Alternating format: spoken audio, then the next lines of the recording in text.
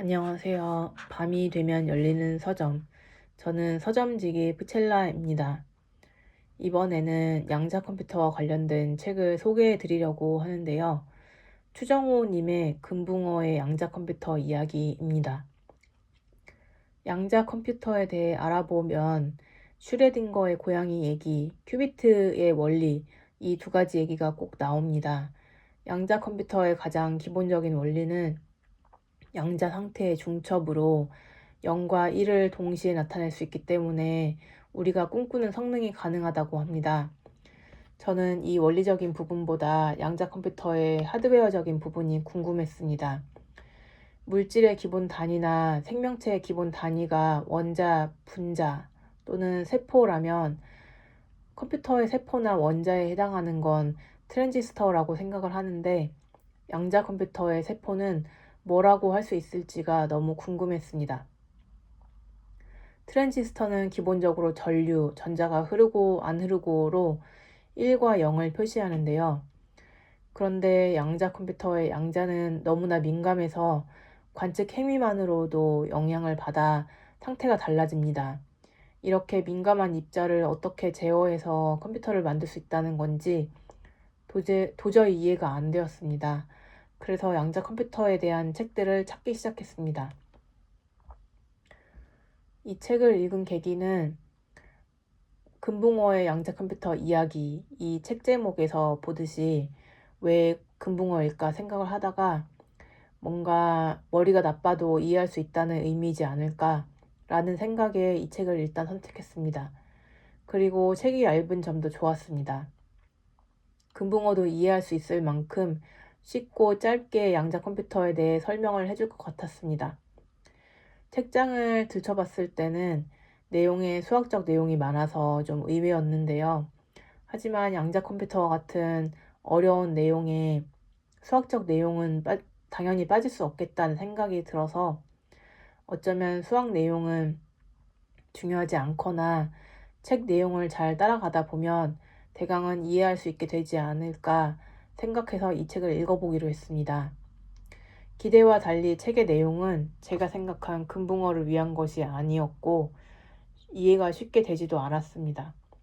중간중간 내용에 점프가 많았고 웬만큼 수학적, 물리학적 지식이 기반이 되어야 이해할 수 있는 것들이 많았습니다. 제 생각에 이 책은 물리학과 공부를 현역으로 하고 있는 학생이 가볍게 양자 컴퓨터를 알아보거나 학교에서 배운 내용을 다른 곳에서 활용하고 싶을 때 읽어보면 좋겠다는 생각이 들었습니다.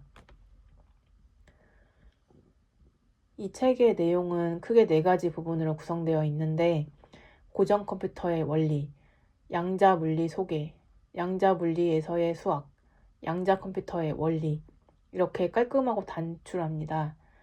여기서 말하는 고정 컴퓨터는 그냥 우리가 지금 사용하는 일반 컴퓨터를 의미합니다.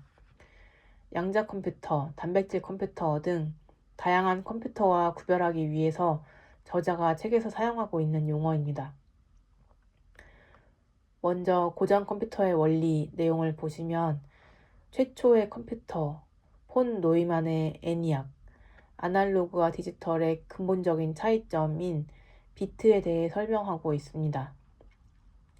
자연에서 측정되는 값은 실수로 표현되는 연속값을 가지는데 이를 다른 매질을 이용해 표현하면 아날로그가 됩니다. LP판은 소리의 파동이 갖는 압력 변화를 최대한 흉내내는 홈으로 다양한 소리를 내게 됩니다. 반면 디지털은 자연계의 연속적인 값을 표현하려면 무한대의 유효 숫자가 필요하기 때문에 최소한의 단위를 만들어서 표현하게 됩니다. 예를 들면 컴퓨터 화면의 픽셀을 생각할 수 있는데요. 픽셀과 같은 단위로 인해 화면은 실제보다 거친 절단면을 갖게 됩니다. 이런 거친 절단면의 문제를 해결하기 위해서 디지털에서는 오류 정정 코드가 추가됩니다. 컴퓨터의 이진법은 2개의 숫자로만 구성되는데 이와 같이 적은 최소한의 숫자로만 구성되기 때문에 이진법은 10진법보다 오류에 더 안정적이라고 합니다. 저는 인간이라 그런지 십진법에 비해서 자릿수가 너무 쉽게 늘어나는 이진법이 상당히 비효율적이라고 생각했습니다.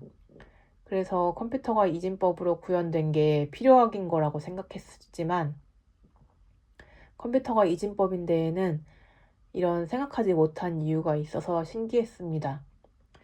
이어서 부울대수에 대한 얘기가 나오는데 회로도에 적합한 수학식으로 우리가 배운 수학과는 다른 체계의 법칙이 있었습니다. 신기한 건 이 법칙이 회로도와 잘 맞아떨어진다는 점이었는데 부울대수의 연산과 회로도가 어떤 원리로 왜 맞아떨어지는지는 제대로 설명이 되어 있지 않았습니다. 일일이 설명하면 책도 두꺼워지고 양자 컴퓨터라는 주제와도 멀어질 수 있기 때문인 것 같았습니다. 중간에 내용에 점프가 많았다는 저의 의견은 이런 부분을 두고 한 말입니다. 책의 흐름상 어쩔 수 없었겠지만 이해가 안 되는 저는 좀 답답했습니다. 부울대수에 대해 추가적으로 공부를 해봐야 될 것 같습니다. 이 단원을 정리하는 부분에서 저자는 DNA 유전자 ATGC로 A와 T, G와 C는 쌍을 이루기 때문에 DNA는 이진수라고 할 수 있다고 했습니다. 그리고 이를 비트로 활용하고 최근 유전자 가위 기술을 활용해서 부울대수를 구현하면 단백질 컴퓨터를 만들 수 있다고 합니다. 비트와 부울대수만 구현할 수 있다면 어떤 종류의 컴퓨터도 상상이 가능하다고 하는데 저는 이 지점이 양자 컴퓨터도 가능하게 한 지점이라는 생각이 들어서 이해해 보려고 노력했으나 이 책으로는 실패했습니다. 두 번째 챕터인 양자물리 소개 내용은 여기서도 역시나 슈레딩거의 고양이 얘기가 등장합니다. 책에서 저자는 인간들이 고전역학에 적용되는 범위에 세상에 살고 있기 때문에 양자역학이나 양자물리를 제대로 이해하는 사람은 아무도 없다고 했습니다. 이 말이 너무나 위로가 되었는데요. 책을 읽으면서 저만 이해를 못한 것 같은 바보 같은 기분이 들었거든요. 양자역학에 대해서는 들은 풍월이 많아서 듣다 보면 이것저것 알 것 같은데 어느 순간 갑자기 흔적없이 실마리를 놓치게 되는 회전시계를 든 고양이를 자꾸만 놓치는 앨리스가 된 기분이었습니다. 물리학은 이런 점이 문제인 것 같습니다. 처음엔 각종 비유와 예시로 쉽게 시작하는데 어느 순간 갑자기 눈속임 야바위처럼 제가 이해했던 가닥이 사라집니다. 저는 이런 부분이 가끔 약이 오른다고 느끼는데 하룻밤만에 읽는 물리학, 쉽게 쓴 물리학, 이런 책을 쓴 어떤 물리학자도 어떤 교수도 이 야바위 눈속임을 제대로 설명하는 사람을 저는 아직 만나지 못했습니다. 양자 물리학의 언어인 수학을 통해서만 이해할 수 있는 건지 어쨌든 저는 양자 컴퓨터를 이해하기 위해 좀 더 친절하고 두꺼운 다른 책들을 찾아봐야겠다고 생각이 들었습니다. 이 장에서는 양자 물리하면 흔히 듣는 간섭, 중첩, 얽힘 이런 개념들을 만나게 되는데요. 중첩은 슈레딩거의 고양이 얘기처럼 죽었으면서 살아있는 상태라는 그 중첩이고 얽힘은 멀리 떨어진 양자가 서로 상태에 대해서 거리를 무시하고 서로 영향을 주고받는 것을 의미합니다. 빛으로 몇 억 광년이 떨어진 거리에 있는 두 양자가 한쪽 양자를 변형시키면 그 즉시 다른 쪽 양자도 변형이 됩니다.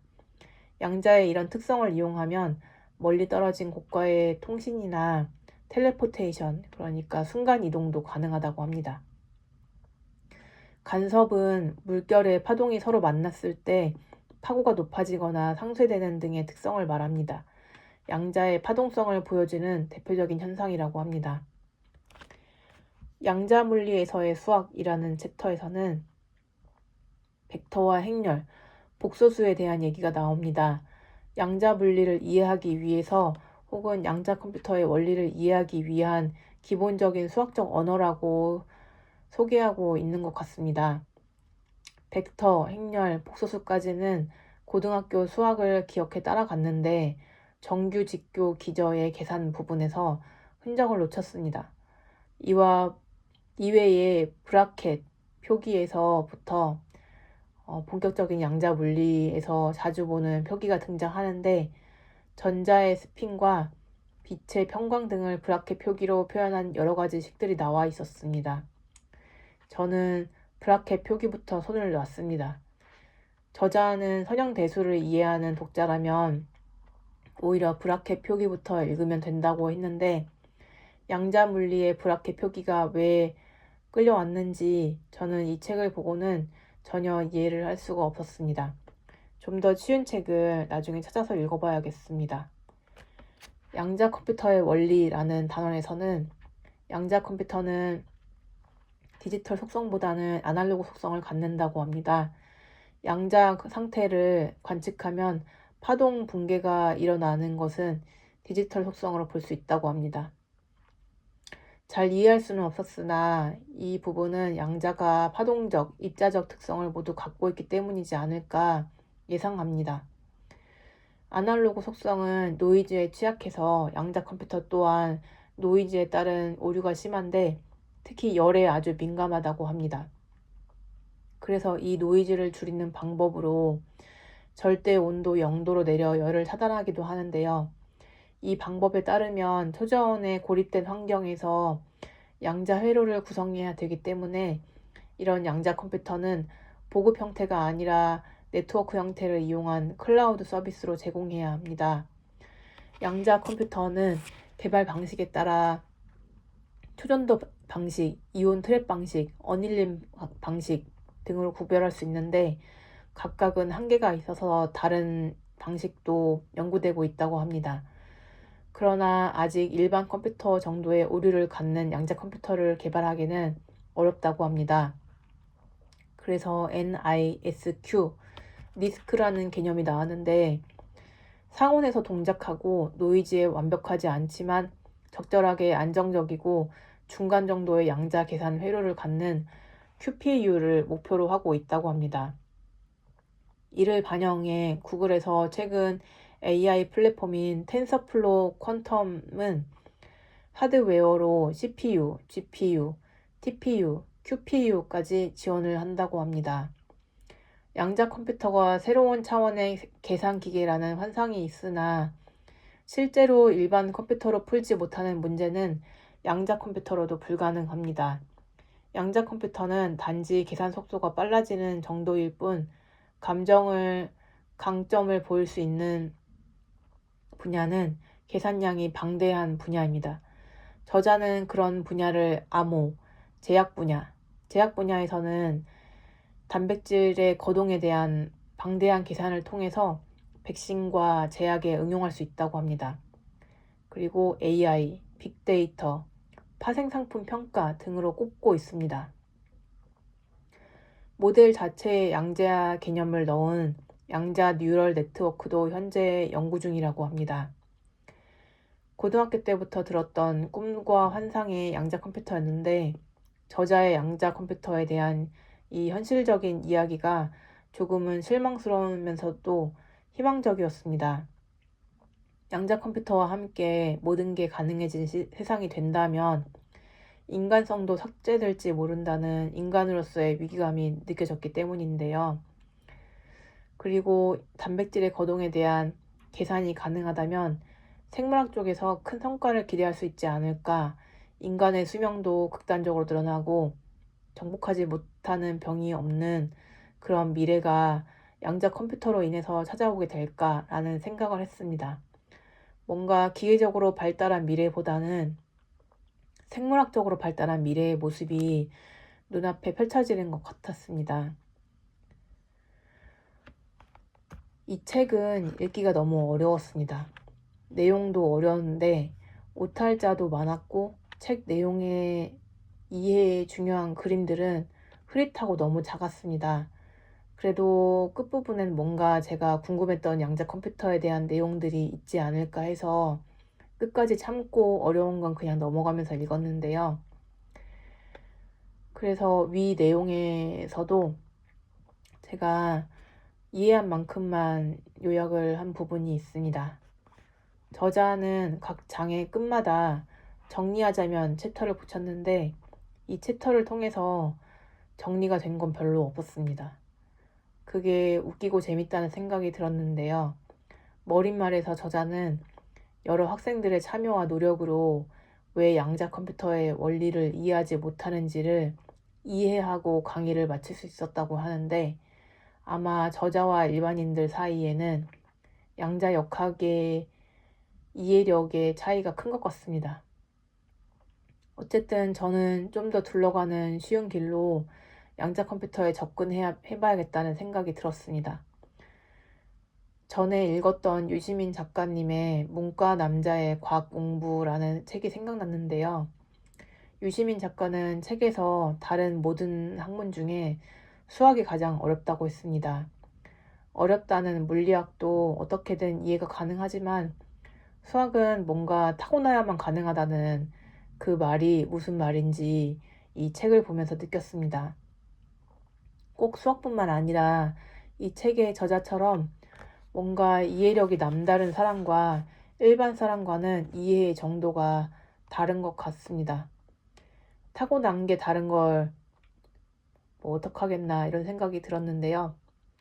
저는 좀 더 오랜 기간 여러 권의 책을 읽으면서 양자 컴퓨터를 이해하려고 노력해 봐야겠다는 생각이 들었습니다.